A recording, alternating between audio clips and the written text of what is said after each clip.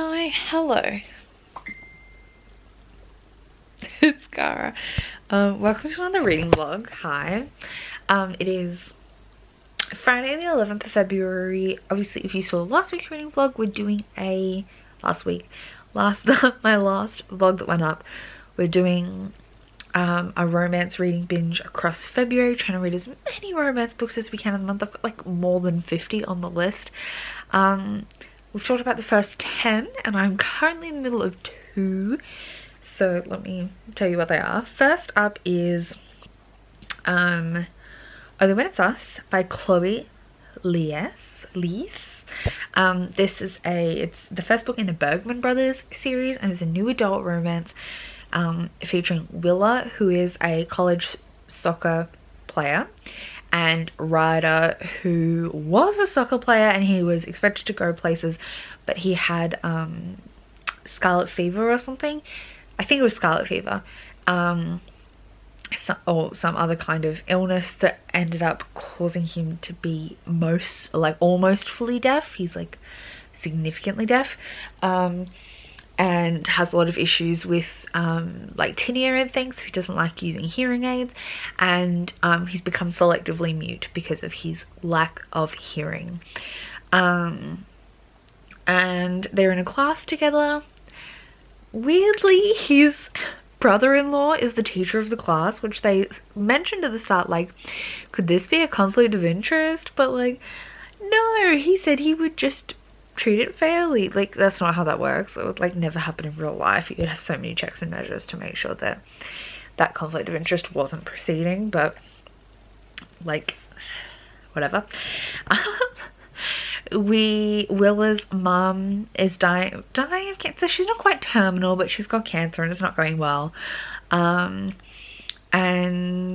Ryder's obviously like a bit depressed because he's only recently like lost his hearing. It's like a relatively newish development, and it totally derailed his like career plans, and they're like meeting over this class. And first off, they don't like each other because she doesn't realize he's deaf and he's just like flat out ignoring her, and she gets really offended. So it's their little like figuring out each other, and then building into like frenemies to lovers romance, and it's slow burn. Like, I'm a little over halfway and it's still really building. It's pretty good so far. I like all the characters, they're fun. I like the interactions. We'll see what I end up thinking by the end. The other one I'm in the middle of is Electric Idol by Katie Robert, which is the second, like the follow-up to Neon Gods, and this series is modern retellings of Greek mythology characters. This one's Eros and Psyche, and Psyche is like a socialite, which is the kind of same as the first one, which is Hades and Persephone. Psyche is Persephone's sister, and Eros is hitman for Aphrodite and gets sent to kill Psyche, but obviously that doesn't happen because it's a romance. I'm only 60 pages in. I'm enjoying it. I'm not quite buying the chemistry yet, but I'm barely into it really, so I'm keen to keep progressing and see what I think. If I try real hard, I could finish it tonight, so let's see. So I finished Only When It's Us by Chloe Lees. I'm giving this 4 stars. I thought it was pretty good. I really liked the characters and the character dynamic. But one thing I will say for this was the revised and extended version, at least that's what it said on it, on the audiobook on Scribd. And although the book itself wasn't too long, something about the pacing of the plot felt too long. There was some kind of pacing issue with the relationship dynamic. It's definitely like maybe it's just that it's straying from the 3-act structure. It felt like a 5-act structure, and it just kind of dragged a little in some of the like beats of the plot. the smut was really good, although it was very slow burn and kind of mostly happened right at the end. But it was really good quality when it did, and I thought it like was well handled with good conversations. I just feel like the characters went so far from where they were at the start of the novel to the end, and there was a lot to pack in. I think that's why it feels like 5 acts, and it just kind of felt weird on the pacing, but it wasn't inherently bad because of that. One thing I did notice was that it seemed like, and maybe I just missed some keywords of the audiobook, I might have tuned out for a minute, but there were a few scenes where I was like, hang on, you were just meant to be going to do that, to talk with her, to sort this shit out, and then there was a time jump and it hadn't happened, but it didn't explain why it hadn't happened.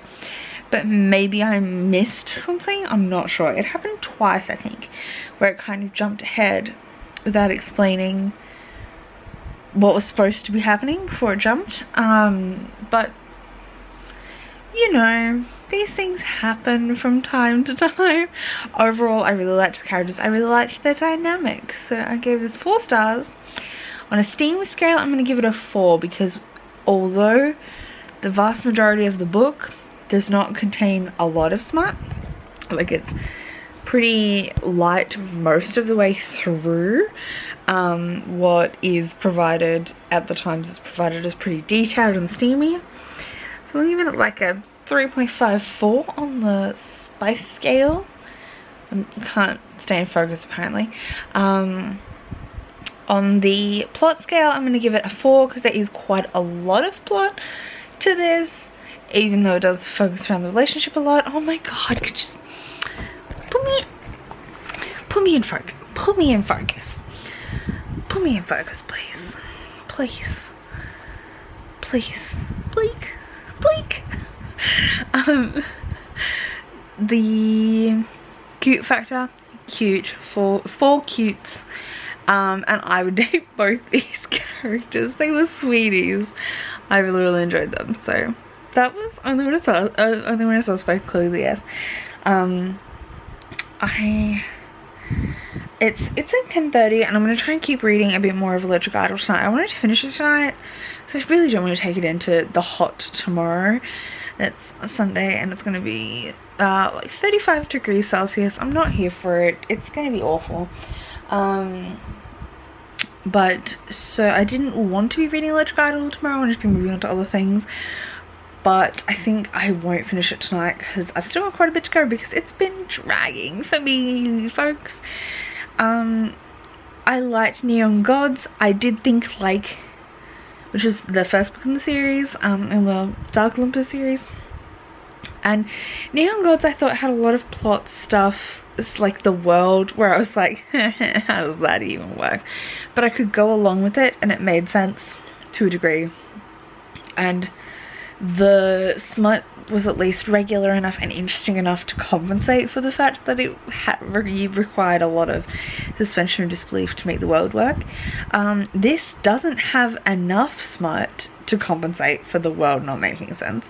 The smut is not interesting enough. Like, it's, I wouldn't say it's vanilla, but it's not driving plot forward, which it was definitely doing in Neon Gods. And instead we spend page after page after page rehashing the same, like, it's not even world building, you're just telling me what I'm meant to know about the world. Like, oh yes, such and such is evil and she kills people, but like, why? What drives these? Yes, this place has twist up politics and everyone's ruthless and out to get each other, but why? I don't understand. But like, it would be fine if it was just a vehicle for the smut and the relationship, but there's not enough of the smut and the relationship as the focus. Like, the relationship development is very lacking in my opinion. This is a kind of marriage of convenience. So Eros and Psyche, he is sent to kill her by Aphrodite, but he likes her too much, so he doesn't kill her. He's like, I am attracted to you, maybe I won't kill you, but to stop my mother from wanting to hunt you down anyway and just finding the next hitman to do it, I'm gonna marry you, and that'll solve all our problems, apparently, even though, like, of course it doesn't.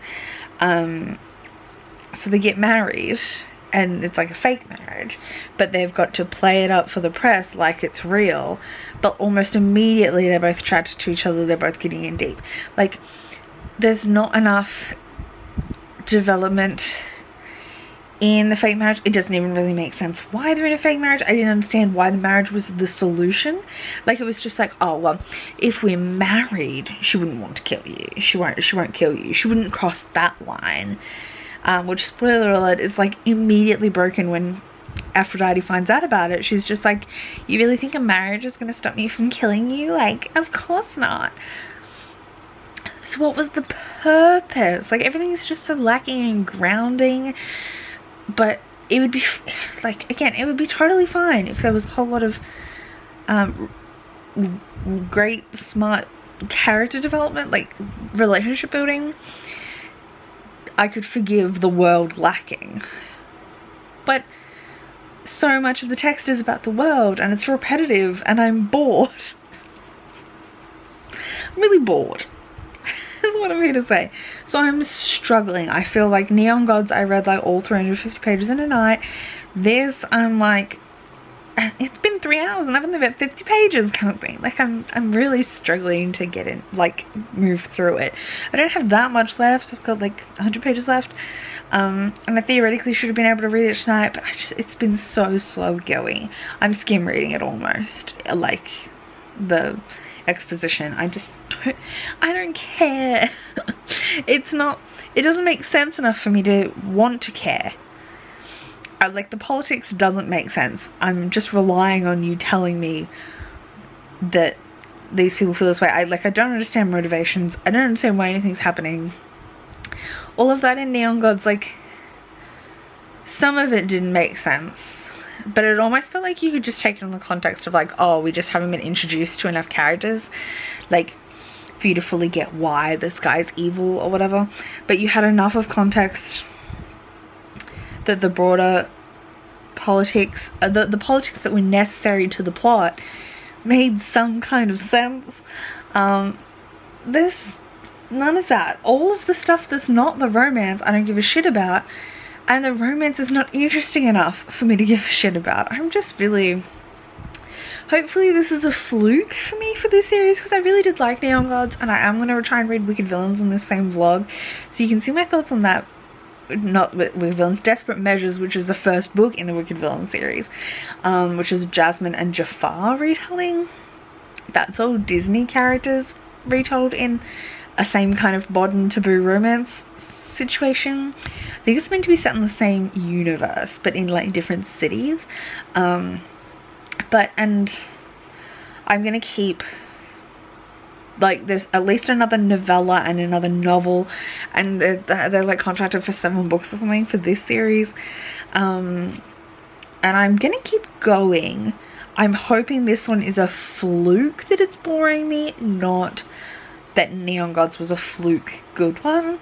The third book that's meant to be coming out, Wicked Beauty, is a polyamorous dynamic, so with 2 guys. It's Achilles and Patroclus and Helen. So I feel like that one might be better. And I've heard better things about this. Like, I know Fadwa in her vlog a couple of weeks back, I watched it recently, but I don't know how old it was because I've got a bit of watch later built up. She talked about reading both Electric Idol and Wicked Beauty, and she said she enjoyed Electric Idol when she read it in a fugue state, but reading Wicked Beauty, she was like, hang on, there are a lot of things in Electric Idol that were very mediocre. So I'm hopeful it's just like, and that Wicked Beauty was much better. So hopefully this is just a fluke, mediocre book.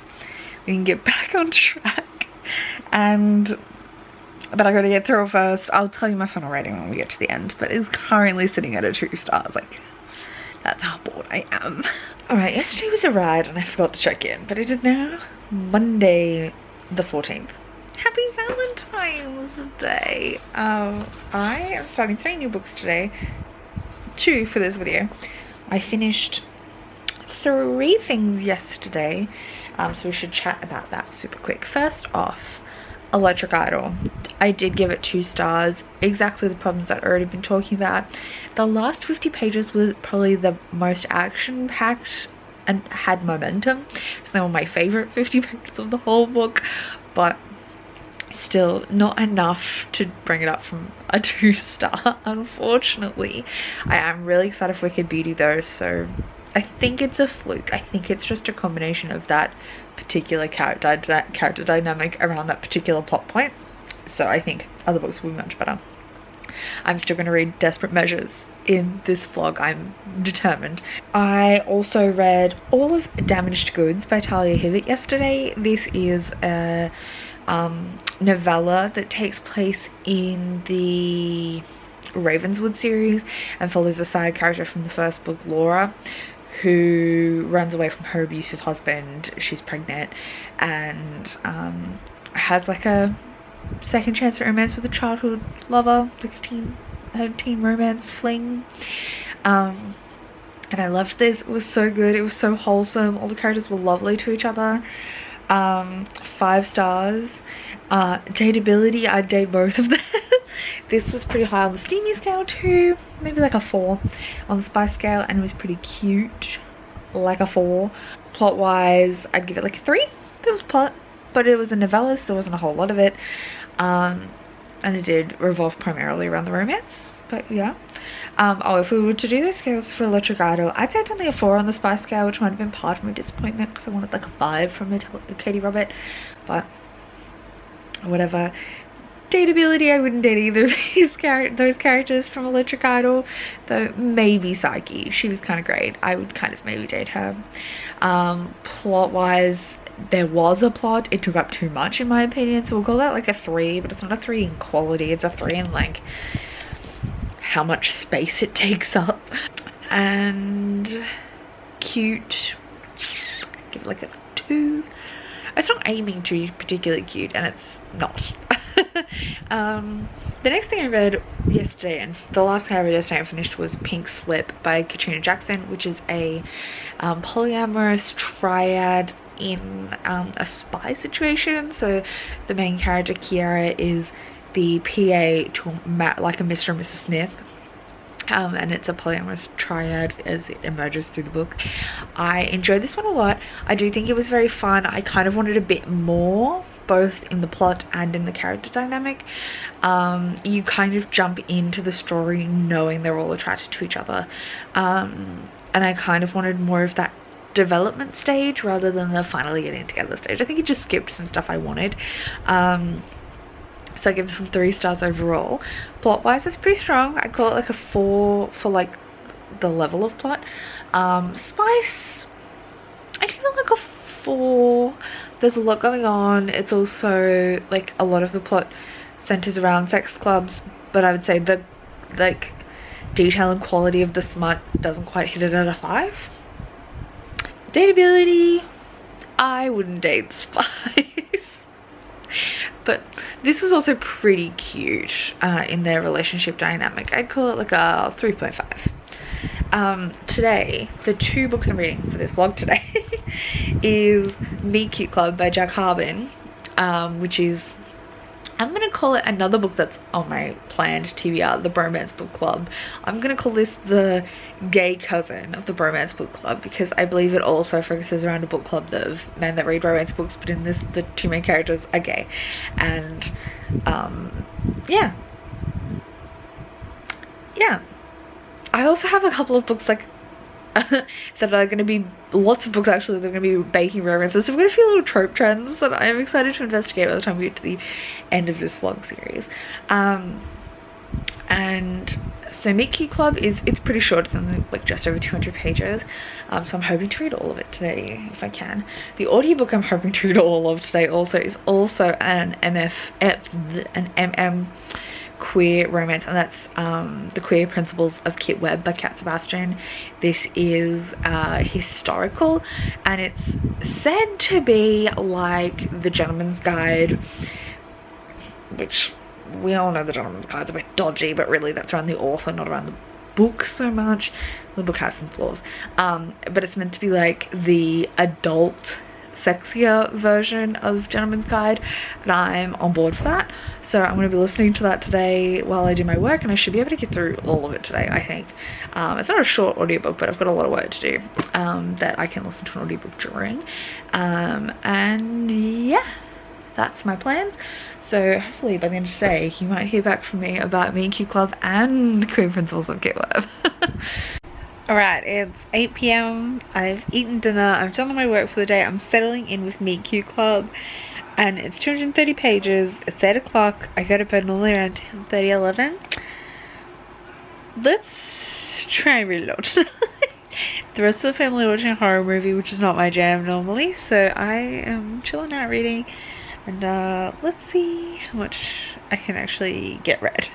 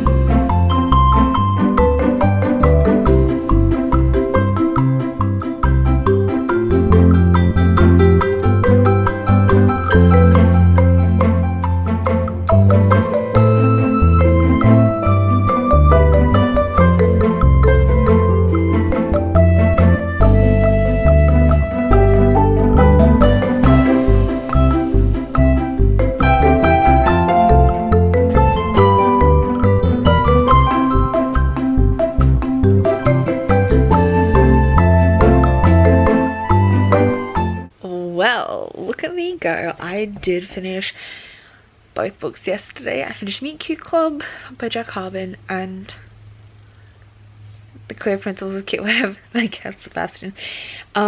Meet Cute Club, so good. I gave this a 5-star. Actually, I give both 5 stars. Let's set the baseline there.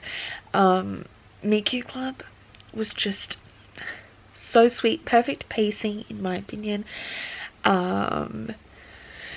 It was maybe a tad short. It could have had some like slightly more development, but it just worked really well. It did everything it was trying to do. We followed Jordan and Rex. The name Rex hurts me. My grandfather is named Rex, and I've always complained because I think Rex is an old man name. How does someone name a small child Rex? Technically this character's name is Red and they call him Rex like as a nickname, but still to me it's an old man name. And so I was like, ooh. But the Jordan runs a book club for romances. Rex works at the bookstore, but it's like, ew, romance. And then Jordan's like, no, don't be like that, don't be that asshole. And Rex is attracted to him, so he agrees to join his book club, and it's really good. I loved it to pieces. It was really sweet. It has a big like redemption moment, which is probably my only thing with it. It was a bit cheesy, the redemption moment, but it really ties into this theme of like romances and romance books as the central part of the plot. My battery's running out, so I'm going to quickly talk about The Queer Principles of Kit Web, which I also gave 5 stars. And this follows Kit and Percy. Percy is a lord's son, but he finds out he's potentially illegitimate because the lord married someone before he married his mother, and obviously this is pre-Reformation, divorce being a thing you can do. And so it rules him and the Duke's new wife, their child, illegitimate, and throws everything into question. So he's being blackmailed with it. It's currently under wraps, so he's trying to get this book of secrets from his father, and he hires Kit to help him highway rob his dad, because Kit's a highway robbery guy who now runs a tea shop. And the dynamic between them was so good. This was like moderately spicy. We had like a 4 on the spice scale. But like just their dynamic was so good. If you liked Gentleman's Guide, and you would like this.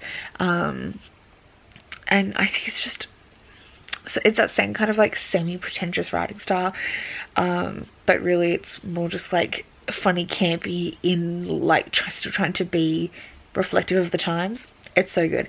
I can't wait to read the sequel, which is obviously Companion, and loved it. It was so good. We'd call this one a 4 on the spice scale, 4 on the cute scale, 5 on the plot. It has a really strong plot. I'd almost not count this as like, it's a romance, but like it's very plot heavy.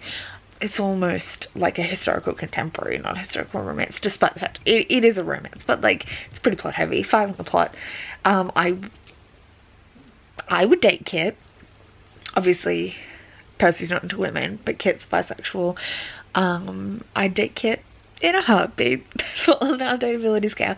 Me Cute Club, I'm pretty sure both the main characters, okay, so they're a no-go on the dateability scale for moi. But cute, 5, spice, 4, plot, 3.5. That's a decent amount of plot. It's not a plot, what plot? It's got plot. And yeah, those are my ratings and thoughts on those 2 books. I'm gonna be reading The Princess Trap by Talia Hibbert today, and Desperate Measures by Katie Robert. So that's what I'll be working on today. I think I can get through all of Desperate Measures today. I don't think I'll get through all of Princess Trap, but I'll come back to you with my feedback. This is just not going away. It is Wednesday night. Evening. I finished Desperate Measures last night, and I gave this 4 stars. Are we proving that Electric Idol was a fluke for me, for Katie Robert? Yes. This, I guess, I'll start because it doesn't have a whole lot of substance to it, but it's also what I liked about it, if that makes sense. This is like basically plot, smart. There's a bit of plot. It's very much window dressing for the smut. But that's fine. This is obviously a Aladdin retelling, Jafar and Jasmine, but it's really more just like a gimmick and a bit reflective of their dynamic. So Jafar kills Jasmine's dad in a coup, and they're like rich people in the city. Like, it's very alternate universe. And then he like claims Jasmine, and their dynamic is all BDSM, and they kind of live it, not just play it, to an extent. And yeah, the smut was good. So I'd say spice factor 5, obviously. Plot 1. There's hardly plot. Would I date either of the characters? No. Cute, I don't think it's aiming to be cute. We're like a 2.5. It's not uncute aggressively. 2. It's a 2. I don't think it's trying to be cute. I wouldn't date either of the characters, but they were fun to read about. I also got 70% of the way through Princess Trap by Talia Hibbert, which surprisingly also has like milder BDSM vibes. The smut is just a little kinky. Just a little. The prince, so this was Cherry, who is a HR consultant, HR person at a school, and a prince from a tiny little Scandinavian country is visiting the school. He's like a lower prince. He's like the brother of the king, and only his half brother, so there's arguments that he's not a legitimate prince. But he's coming to the school to see if he wants to provide a scholarship for the school, and they have like an instant connection. but she doesn't know he's a prince. And then they get called by paparazzi, and basically he says, oh, that's not a random girl, that's my fiance, so you can't take pap photos of her. You know, trying to get around. Thinks he's had scandals in the past, so they're trying to keep things low. So she was into him, and then suddenly finds out he's a prince and that he's lied and said that they're engaged. Cracks the shits, obviously, but goes along with it for the money. The princess trap. Hence where we're at. This has good twists and turns. I'm liking it. It's very much like relationship drama twists and turns, but it's fun. The smart's really good, as per usual with Talia Hibbert. And something I really love is like the comparison, like both of these have like a kind of dominant submissive dynamic, where this and Desperate Measures, where the guy is the dominant. Jafar in Desperate Measures is very much like lives and breathes it, and is kind of like, he puts the vibe, the kind of dominant vibe on all the time. The Prince Reuben Prince Reuben is like a cinnamon roll and then turns it on in the bedroom, and that's I love that. That's the best. That's what's selling The Princess Trap for me. So good. I love it. I knew I would. I haven't read anything from Talia Hibbert I didn't enjoy, so go to this one. Woo-woo. I will give you my final rating stuff when I finish it, which should be tonight. Oh, that reminds me, I started You and Me on Vacation by Emily Henry today, which is people we meet on vacation in the US. Though, regarding the setup of the book, You and Me on Vacation is a much more appropriate title, because they're not meeting on vacation. They already knew each other, so I don't know. And then once I finish Princess Trap, I'm going to start Rosalie Palmer Takes the Cake by Alexis Hall, which is a sapphic romance, if I'm oh no, maybe she's just bi? I thought it was sapphic, but maybe not. Maybe it's queer MF. Will confirm. I'm gonna go queer MF. Don't know where I got sapphic from. Don't know why I thought that. But it's definitely on queer lists, so I'm excited about it. Yes, this is going to be my next read. So that's where I'm at, checking in with you. I'll report back. I'm not in focus, but I'm laughing too hard to care. Here we go. I've got to go to sleep. I'm tired, but I'm 50 pages into this, and I've been cackling.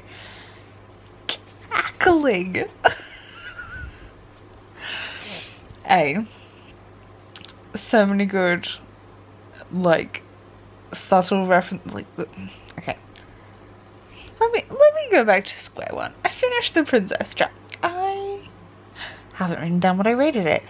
I rated like a 4 stars. It was really, really good.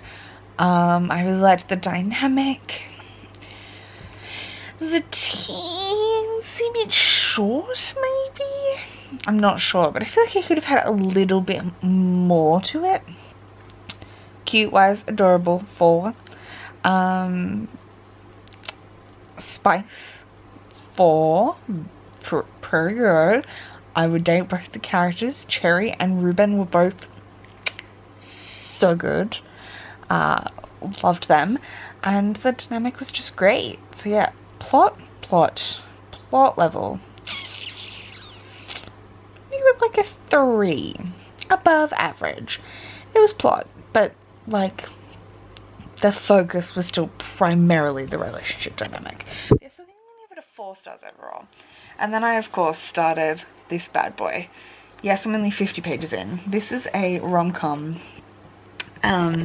that's set in like behind the scenes filming a season of the Great British Bake Off, basically.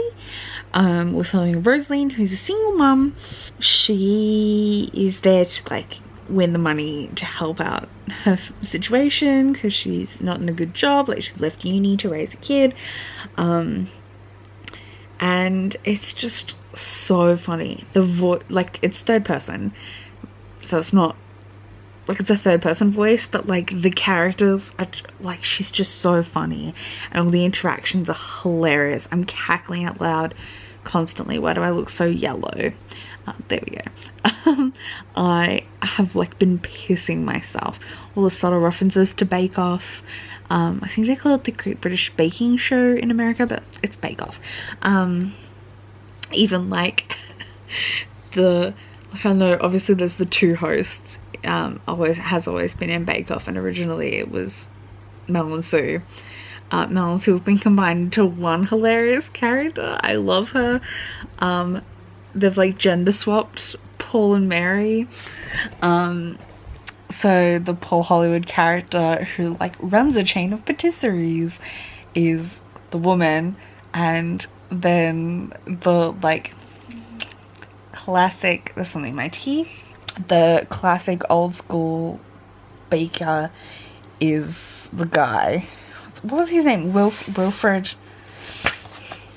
I was literally just telling Jessie about this. Oh yeah, Mary Berry's name is Wilfred Honey. You know, the little like, even though Mary Berry's real name is Mary Berry, but like Wilfred Honey. Yeah. I've been cackling. It's so funny. I don't think there's been a single page I haven't laughed out loud at. I don't know whether it's just it perfectly fits my humor. I don't know. I'm having such a good time. I have to go to bed, but it's so good. This one that I just laughed at, which I feel like you need the context.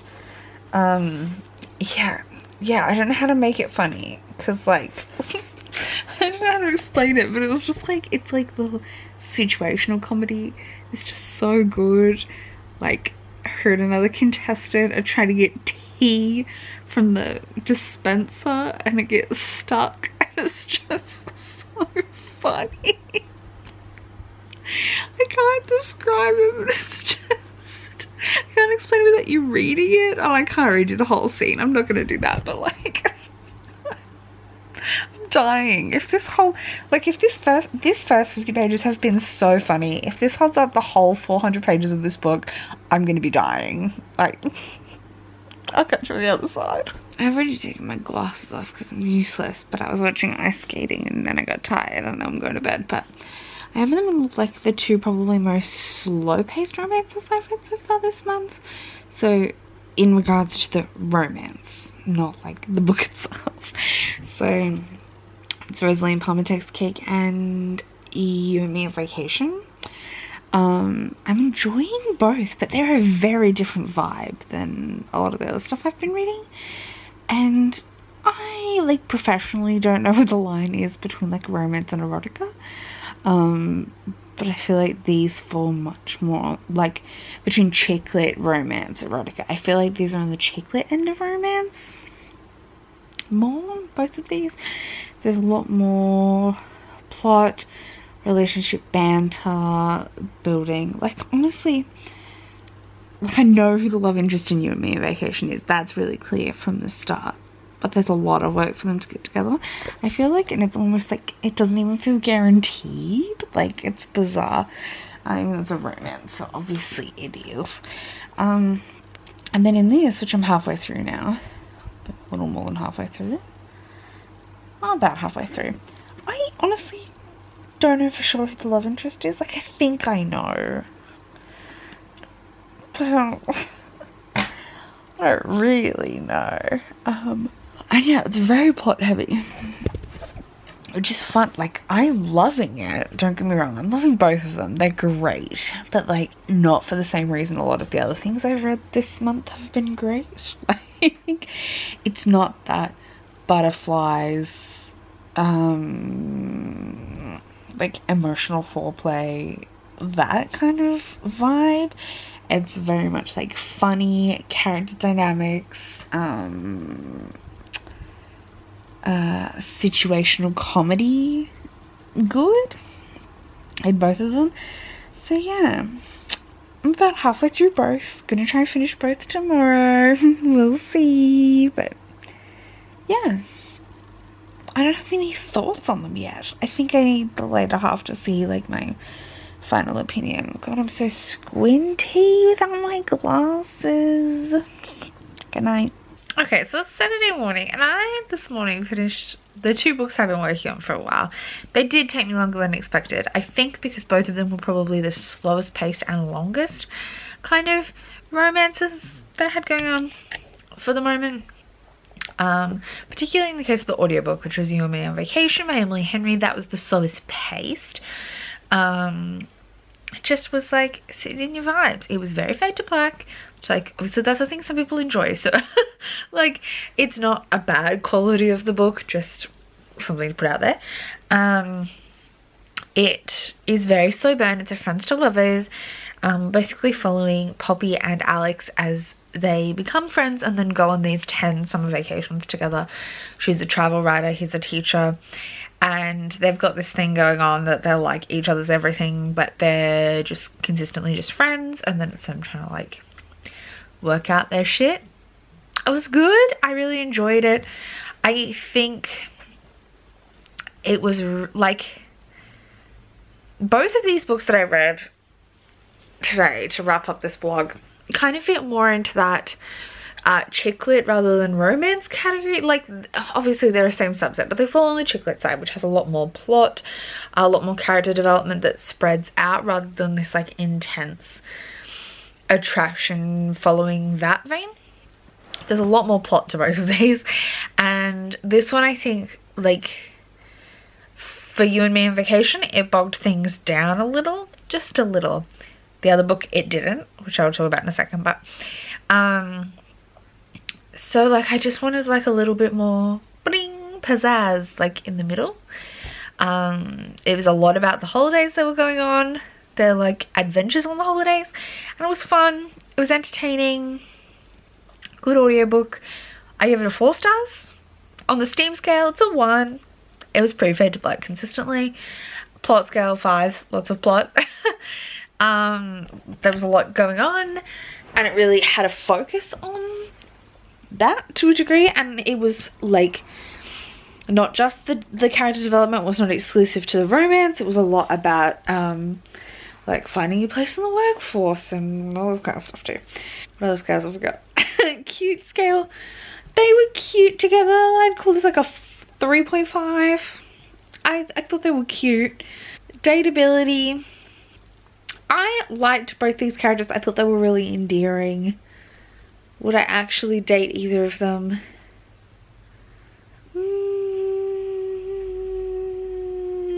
Maybe. Maybe. Yeah, why not? I don't know if that's a huge endorsement or not. The other book I just finished was Rosaline Palmer Takes the Cake, which I have put away. Like I put it on my cart. I should have filmed this before I did that. This is by Alexis Hall. This is a Great British Bake Off inspired rom-com focus on the com. That makes sense. It has the humor of like ab-fab, less ab-fab, more Miranda, which is my favorite show, my favorite British show ever. Tom Ellis of now Lucifer fame, but as the cute dorky neighbour. My Tom Ellis crush did not start from Lucifer. My Tom Ellis crush 100% started on Miranda. Yes, it's very that like British awkwardness, no sex please, we're British, but like then also they're like being silly and raunchy and fun, but it's in that like very British way. Rosaline's like upper middle class British. As the British would say, she's a commoner, but she's rich. Like she's posh. And she doesn't think of herself as that posh. Like she grew up posh, and then she got pregnant at uni and decided to keep her kid, and we're now like her kid's 8 at the time of the book, but her parents really don't like the choices she made, thinks she should have continued to be a doctor because she went to Cambridge. So like posh enough she was going to Cambridge but dropped out. But she owns a little house that's like not super posh, and she has to borrow money off her parents sometimes to keep up the mortgage and stuff. And her parents really don't like it and are very judgy, but her and her daughter are just like living their best life, and she goes on this baking show that's pretty much Bake Off. It has all the Bake Off tropes, like a Mary Berry. Sue and Mel are merged into one character, but it's very much Sue and Mel. Like, I know Sue and Mel aren't on Bake Off anymore, but you know, the Sue and Mel merged into one character, making all the innuendos. Some like fun references from the show, like that time that Sue and Mel intentionally stood in front of a contestant's counter swearing for 5 minutes straight to let them have a breakdown that couldn't go to air. Like, that was referenced. Like, it good Bake Off references. The whole thing, like, it's very much about the Bake Off plot, but then she's also like having these little romance elements going on. So it's really a like finding yourself, coming of age, like as an adult, story for Rosaline as she's learning to like recognize that she enjoys her life and she doesn't need to be down in the dumps about where her life is, because she actually really does like her life. And I will say there's potential trigger warning for an attempted sexual assault scene, but it's like not how, if I say attempted sexual assault scene, it's not how you would imagine a sexual assault scene. Rosaline is bisexual, which is like a very clear point made throughout the book. It's pretty relevant to the plot, not just a little aside, considering the like two love interests of the love triangle are both men. Her bisexuality is a major focus of the story. Yeah, it was so good, so funny. Like, obviously I loved it. Miranda is like my favorite show, and it very much reminded me of Miranda. Not that Rosaline is so chaotic as Miranda, but that same like funny banter, even the like arc of her learning to trust herself and what she wants, that's very Miranda-esque. I loved it. It was so good. One of the love interests, the two love interests were like, say, if we're talking about Miranda, the guy that proposed to her boyfriend for a while, that proposed to her and then she ditched him for Gary, that character. And the other love interest is like Gary in sweetness, but he's not the like cute nerdy neighbor type. He's like the postman, the delivery guy from the Christmas episode, because he's an electrician. He's like, her parents look down on him so much, like he's of the lower class, and he's just like, that's a bit offensive, isn't it? Like, he's got his little in it, like and he reminded me a lot of the delivery guy but with like the like affection and warmth of Gary. It was just so good. I loved it. I was having a blast from spot dot. It was so funny. The cast of characters were really well fleshed out, including her ex-girlfriend, best friend. Her daughter was a hoot. The other contestants, it was just so good. I loved this. I can't wait till book 2 comes out. I assume they're going to be a series of companion novels. I can't wait. I can't wait. Anyway, I'm gonna wrap this vlog up here. It's probably already really long. Next vlog, we're kicking off with The Hating Game by Sally Thorne on audiobook, if you want to see my thoughts on The Hating Game. And I will probably read another Alexis Hall. I'm thinking I'm going to read Boyfriend Material, to get a glimpse into how Alexis Hall does my romance. Obviously, Alexis is a guy.